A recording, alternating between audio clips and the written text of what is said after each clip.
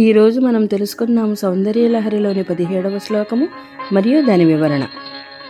సవిత్రీభిర్వాచాం శశిమణిశిలాభంగరుచిభిః వశిన్యాద్యాభిస్త్వాం వహజనని సంచింతయతి యః సకర్తా కావ్యానాం భవతి మహతాం భంగిరుచిభిః వచోభిర్వాగ్దేవి వదన కమలామోదమధురై.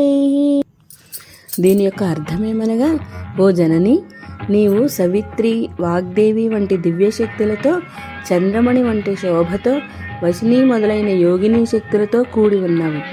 ఎవరైతే నీ ఈ రూపాన్ని ధ్యానిస్తారో వారు గొప్ప కవిత్వం రచించే సామర్థ్యాన్ని పొందుతారు. వారి వాక్కు వాగ్దేవి యొక్క దివ్య గుణాలతో, అందమైన భావాలతో శాశ్వతమైన కీర్తిని సంపాదిస్తుందట. దీని వివరణ ఏమనగా, ఈ శ్లోకంలో దేవి వాగ్దేవి సరస్వతీదేవి రూపంలో వర్ణించబడింది. ఆమె జ్ఞానము, వాక్కు, కవిత్వము, సృజనాత్మకతకు అధిష్టాన దేవత. ఎవరైతే దేవిని ఈ రూపంలో ధ్యానిస్తారో వారికి అసాధారణమైన కవిత్వ శక్తి, వాక్చాతుర్యం, సృజనాత్మకత లభిస్తాయి.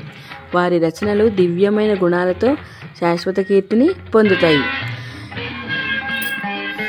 ఈ శ్లోకం ద్వారా నేటి యువతకి ఒక సందేశం కూడా దాగి ఉందండోయ్. ఈ రోజుల్లో యువత సోషల్ మీడియా, టెక్నాలజీల్లో మునిగి మాటలు కేవలం చాట్లు, షార్ట్ వీడియోలకి మాత్రమే పరిమితం అవుతున్నాయి. కానీ ఈ శ్లోకం మనకు ఒక గొప్ప సందేశం ఇస్తుంది. సృజనాత్మకత మరియు అందమైన మాటలు ధ్యానం, ఆధ్యాత్మికత నుండి వస్తాయి. యువత, మీరు రోజు కొంచెం సమయం దేవీ ధ్యానము అంటే మీకు నచ్చిన ఏదైనా సానుకూల ఆలోచన చేయండి. అప్పుడు మీ ఐడియాలు, మీ మాటలు కేవలం ఇన్ఫర్మేషన్లా కాకుండా కవిత్వంలా, ప్రేరణలా మారతాయి. ఇది మీ కెరీర్లో మీకు అద్భుతమైన శక్తినిస్తుంది.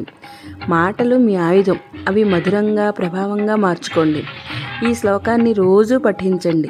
మీరు చూస్తారు అప్పుడు మీ సృజనాత్మకత ఎంతవరకు ఫలిస్తుందో. ఇప్పుడు మీకు ఒక ఛాలెంజ్.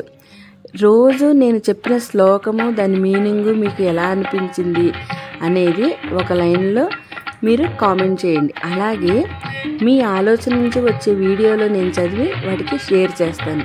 అలాగే మరి రేపు ఉదయం 9 గంటలకు మళ్ళీ కలుద్దాం సౌందర్యలహరిలోని మరో శ్లోకంతో. ఈ వీడియో మీకు నచ్చితే వెంటనే లైక్ చేయండి, కామెంట్ చేయండి, షేర్ కూడా చేయండి, సబ్స్క్రైబ్ చేయండి. తాళం తత్వం.